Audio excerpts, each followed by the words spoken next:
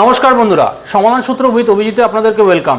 বন্ধুরা, আপনার যদি স্টেট ব্যাংক অফ ইন্ডিয়াতে অ্যাকাউন্ট থাকে তাহলে এই ভিডিওটা আপনার অবশ্যই দেখা উচিত, কারণ all India state bank of India staff ফেডারেশনের ডাকে আগামী 25 এবং 26শে মে স্টেট ব্যাংকের কর্মচারীরা দুদিনের জন্য ধর্মঘটের ডাক দিয়েছেন, অর্থাৎ স্ট্রাইকের ডাক দিয়েছেন।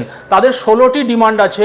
সেই 16টি ডিমান্ডের মধ্যে মেইন যে ডিমান্ডগুলো সেগুলো হচ্ছে স্টাফ শর্টেজ, আউটসোর্সিং যেগুলো করা হয় স্টেট ব্যাংকে আপনারা জানেন সেগুলো, এছাড়া আর্মস গার্ডের রিক্রুটমেন্ট এবং পেনশন রিলেটেড ইস্যুস। এই ধরনের প্রায় 16টি ডিমান্ড নিয়ে এই ইউনিয়ন একটি চিঠি দিয়েছেন তাদের চেয়ারম্যানকে, স্টেট ব্যাংকের চেয়ারম্যানকে, যে তারা ধর্মঘটে যাচ্ছেন। এই জন্য স্টেট ব্যাংক অফ ইন্ডিয়ার এই ইউনিয়ন আগামী 21শে মে ফাইন্যান্স মিনিস্টারকে একটি মেমোরেন্ডাম দেবেন এবং 23শে মে মেমোরেন্ডাম দেবেন প্রধানমন্ত্রীকে। এরপরে ওনারা 25 এবং 26 তারিখে ধর্মঘটে যাবেন। যদিও এই ধর্মঘটটি দুদিনের জন্য হচ্ছে, কিন্তু কাস্টমাররা 4 দিনের জন্য কিন্তু সাফার করবে, কারণ তার আগের 23 এবং 24 দুদিনই ছুটি। 23 তারিখ ফোর্থ স্যাটারডে এবং 24 তারিখ সানডে। তাহলে 23, 24, 25, 26 এই 4 দিন কিন্তু basically state bank of India বন্ধ থাকছে। এই কারণে আপনার যদি কোনো কাজ থাকে, ইম্পর্টেন্ট কাজ, তাহলে অবশ্যই 23 তারিখের আগে করে নেওয়ার চেষ্টা করবেন।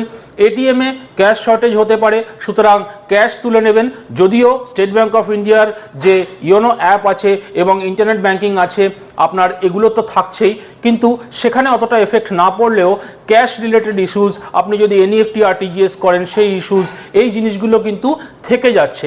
সুতরাং সেইভাবে আপনি প্ল্যান করে নেবেন। স্টেট ব্যাংক অফ ইন্ডিয়ার ধর্মঘট মানে একটা বিশাল বড় ব্যাপার, পুরো ভারতবর্ষেই ধর্মঘট হতে চলেছে।